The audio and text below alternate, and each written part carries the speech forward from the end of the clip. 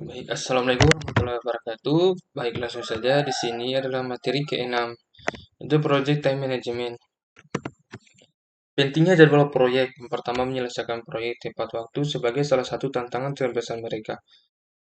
Yang kedua, pada sebuah proyek, waktu memiliki fleksibilitas yang paling sedikit. Yang ketiga, masalah jadwal adalah alasan utama bagi benturan dalam proyek, khususnya selama pertengahan kedua proyek. Gaya kerja individu dan perbedaan budaya penyebab konflik jadwal. Pertama, satu dimensi dari tipe indikator Myers-Briggs berfokus pada sikap masyarakat terhadap struktur dan batas waktu.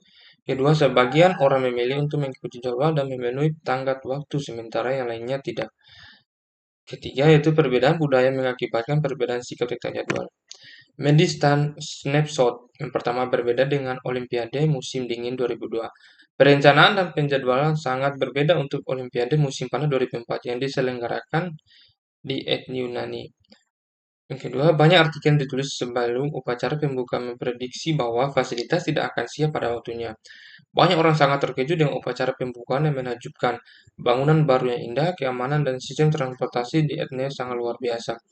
Orang-orang Yunani bahkan membuat senang para kritikus dengan berpura-pura pekerja konstruksi masih bekerja pada saat upacara dimulai. Manajemen waktu proyek yang pertama perencanaan pengelolaan jadwal. Menentukan kebijakan prosedur dan dokumentasi yang akan digunakan untuk perencanaan, pelaksanaan dan pengendalian jadwal proyek. Yang kedua, mendefinisikan kegiatan. Mengidentifikasi kegiatan harus bahwa anggota tim proyek dan stakeholder harus melakukan untuk menghasilkan deliverable proyek. Setelah itu, aktivitas screens mengidentifikasi dan mendokumentasikan hubungan antara kegiatan proyek. Lalu, estimasi sumber daya memperkirakan berapa banyak sumber daya tim proyek sebaiknya digunakan untuk melakukan kegiatan proyek. Setelah itu, memperkirakan jangka waktu kegiatan, memperkirakan jumlah periode kerja yang dibutuhkan untuk menyelesaikan kegiatan. Lalu, membangun jadwal, menganalisa urutan kegiatan, estimasi sumber daya, dan perkiraan durasi kegiatan untuk membuat jadwal proyek. Lalu mengatur jadwal, mengendalikan dan mengelola perubahan jadwal proyek. Yaitu ringkasan manajemen waktu proyek. Bisa dilihat yaitu planning, proses, output, lalu proses, output, lalu proses lagi, output. Setelah itu monitoring and controlling. Planning schedule management. Tim proyek menggunakan pertimbangan ahli, teknik, analisis, dan rapat untuk mengembangkan rencana pengelolaan jadwal. Sebuah rencana pengelolaan jadwal meliputi pengembangan model jadwal proyek, metodologi penjadwalan, tingkat akurasi dan satuan ukuran, ambang batas kendali, aturan pengukuran kinerja, format pelaporan, deskripsi proses. Mendefinisikan aktivitas. Suatu aktivitas atau tugas adalah elemen kinerja biasanya ditemukan pada PBS yang memiliki durasi, biaya, dan kebutuhan sumber daya yang diharapkan. Definisi aktivitas melibatkan pembuatan PBS yang lebih rinci berserta penjelasannya untuk memahami semua pekerjaan yang harus dilakukan sehingga kita dapat membuat perkiraan biaya dan durasi yang realistis. Daftar aktivitas dan atribut activity list berupa tabulasi kegiatan yang harus dimasukkan pada dalam proyek. Nama aktivitas, nomor atau identifier kegiatan, deskripsi singkat aktivitas.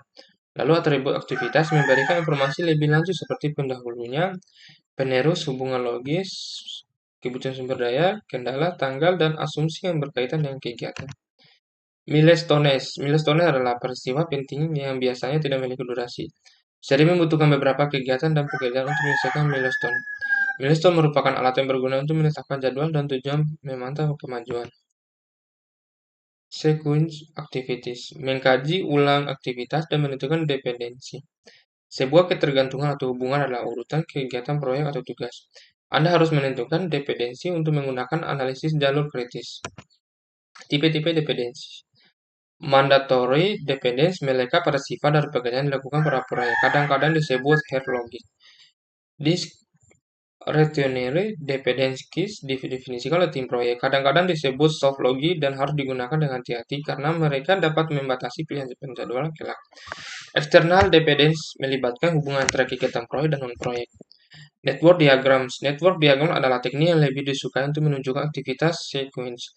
Network diagram adalah tampilan skematis dari relasi logis antara urutan aktivitas proyek. Network diagram proyek X bisa dilihat pada gambar tersebut. Arrow diagram method seringkali disebut activity on arrow. Network diagram activity digambarkan dengan panah. Nodes atau lingkaran adalah awal dan titik akhir dari aktivitas. Hanya dapat menampilkan dependensi finish to start. Proses membuat diagram AOA.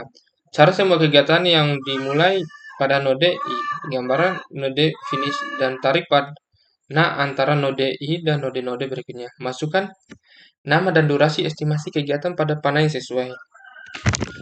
Lalu, lanjutkan menggambar network diagram proyek sampai semua aktivitas pada diagram memiliki dependensi sebagai aturan praktis.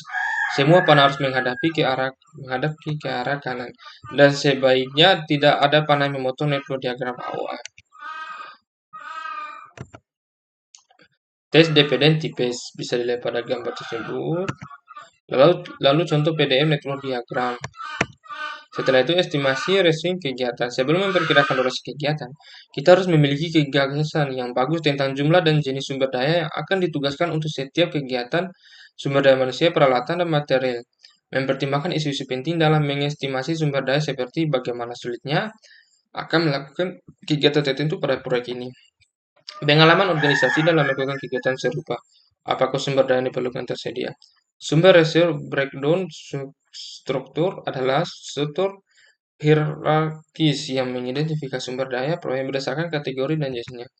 Estimasi durasi kegiatan. Durasi termasuk jumlah aktual waktu bekerja pada kegiatan ditambah waktu yang telah berlalu. Effort adalah jumlah hari kerja atau jam kerja yang dibutuhkan untuk menyelesaikan tugas effort. Setiap durasi pekerjaan biasanya tidak sama. Estimasi dry point.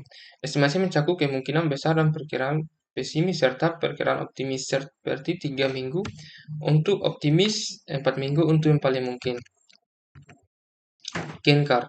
Genkar menyediakan format standar untuk menampilkan informasi jadwal proyek dengan daftar kegiatan proyek yang berhubungan dengan tanggal dimulai dan diselesaikan dalam format kalender. Simbol digunakan diamond hitam, sebuah milestones, batang hitam tebal, ringkasan teks, batang tipis horizontal, durasi setiap teks, panah, dependence between teks. Lalu Gencare for Project X. Setelah itu ini gambar Gencare proyek peluncuran software. Smart Criteria, kriteria milestone spesifik, measurable, assignable, realistis, time frame. Contoh tracking Gantt chart. Oke, baik, mungkin itu saja yang saya bisa jelaskan pada video kali ini. Bila ada kesalahan kata pada video saya mohon maaf. Wabillahi taufiq wal hidayah. Wassalamualaikum warahmatullahi wabarakatuh.